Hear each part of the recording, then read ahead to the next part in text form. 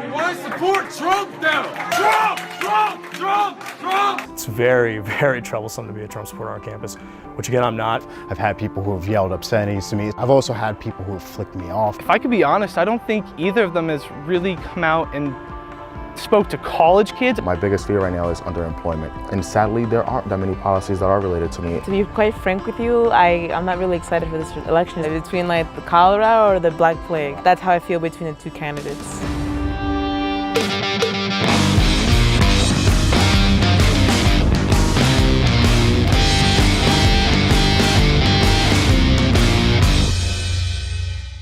Hi there, I'm David Chang. And I'm Vince Lattanzio, and we're the Battleground brothers. With Pennsylvania being a battleground state for the 2016 election, we're traveling across the Keystone, talking to young voters about the candidates and who they think can or can't run the nation for the next 4 years. So I don't know if you could see, but we're right in front of the Nittany line. Yep. So we're here at Penn State's main campus in State College. We are Penn State! We are Penn State! We are Penn State!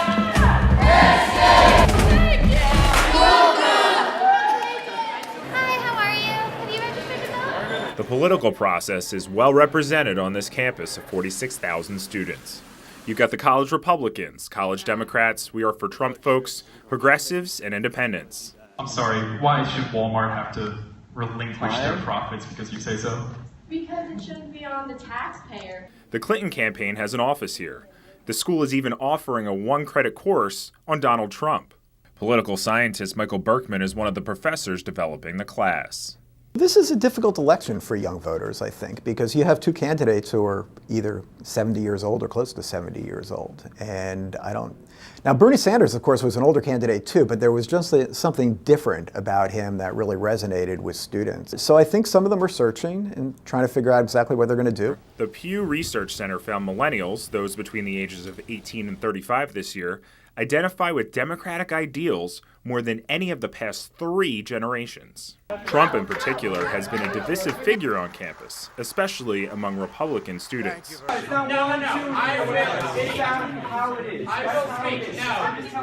will speak. It was very dramatic, it was very loud.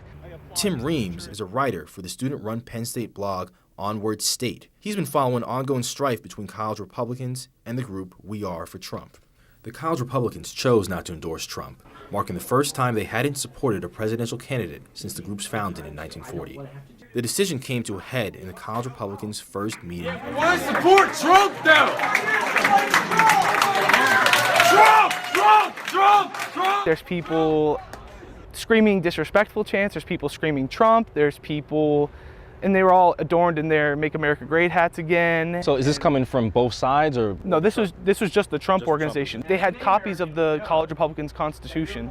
So when they stood up, they cited certain amendments within the Constitution to say you couldn't do this, you couldn't say we don't endorse Trump. It was very dramatic, it was very loud, abrupt, abrasive, and in my opinion, disrespectful. But they felt that was what they had to do to voice their opinion. I think you should support the nominee. Chris Baker, a senior from Westchester, Chester County, is communications director for We Are for Trump, the student group that sparred with the campus Republicans. He feels Trump isn't getting the support he deserves. We saw some of the Onward State reports about the conflicts between the college Republicans and Donald Trump supporters, sort of a division. What are your thoughts on the whole situation? It's been a very touchy time on campus with the Republicans. Part of the reason why this all started was there was a vote that was held right before college, or right before fall semester began. They said 72% voted against endorsing Trump. That's 24 people. The first meeting of the year, there were over 100 people.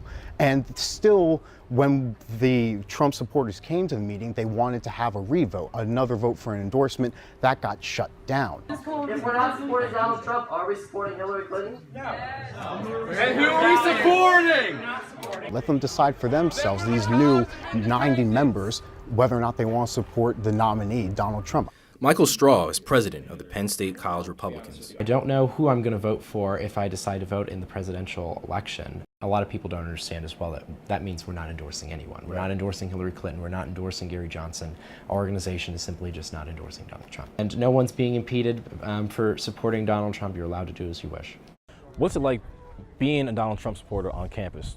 You get a lot of different feelings from people. I walk around, I have the Make America Great Again hat. I've been walking around campus and I've had it taken off my hat and someone tried to run away with it. But those types of instances are few and far between. I've also had people who have flicked me off. I've had people who have yelled obscenities to me. It's surprising because I think that there are a lot of people who on campus do support him, or people who want to know more. I think that's even more people who are just intrigued. They don't know who they're going to choose because there were a lot of Bernie supporters.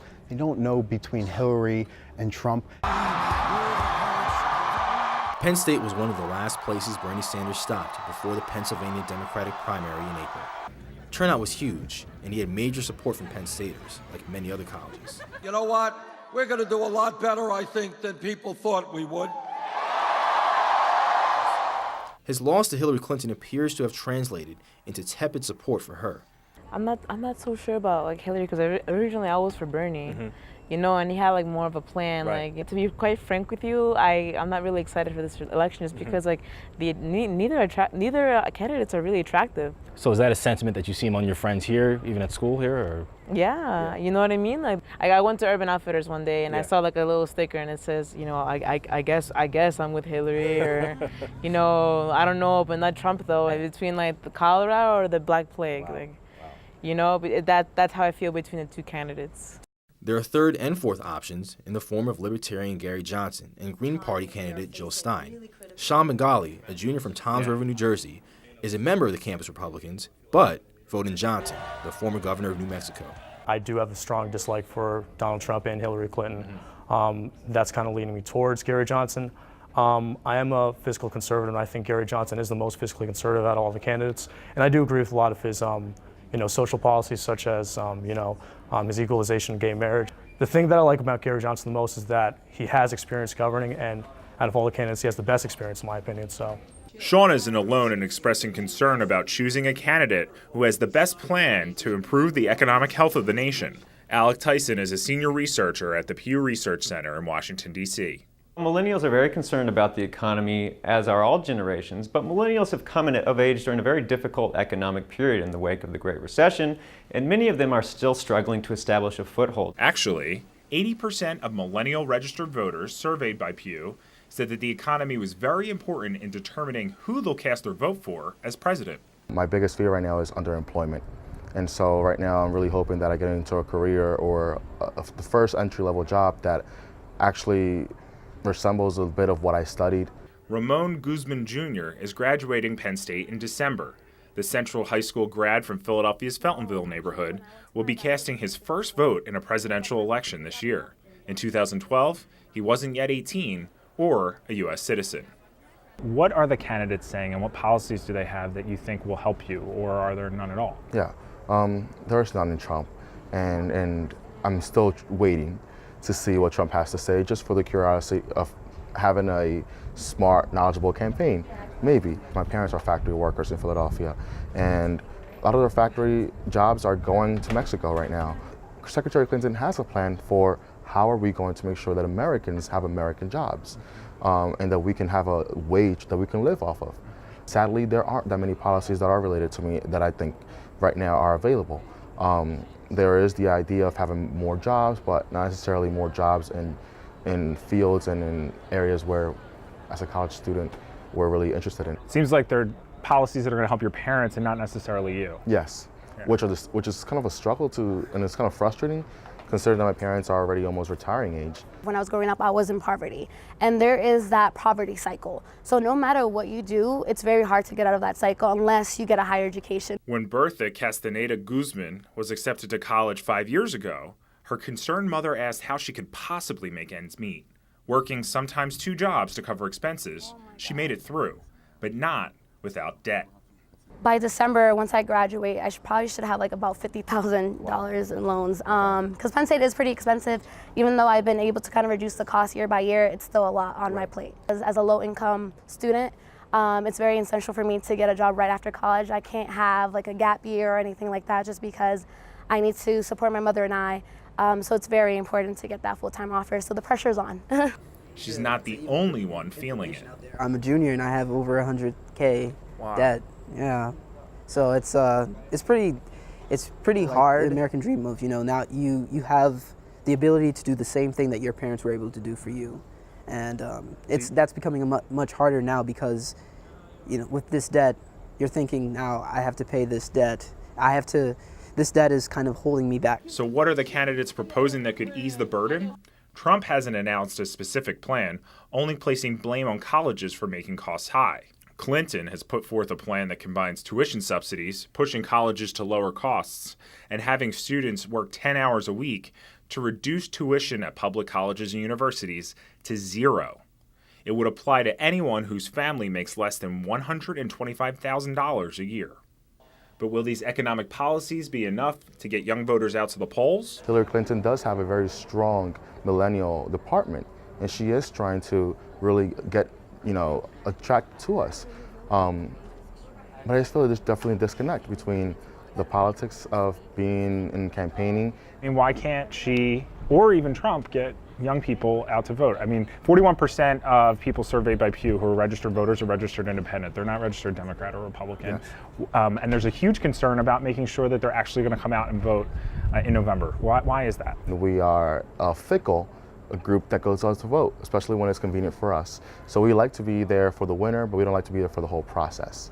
We like to be woke and be activists on campus, but then we complain about the ideas and don't go out to vote to make those woke ideas be policies.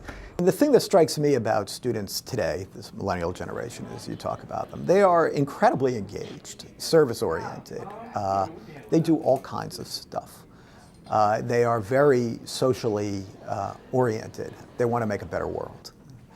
They don't necessarily believe that's going to happen through politics. Turnout really will be the key question. There are as many eligible voters who are millennials as there are baby boomers, but if past trends hold, far fewer millennials will actually end up voting than baby boomers.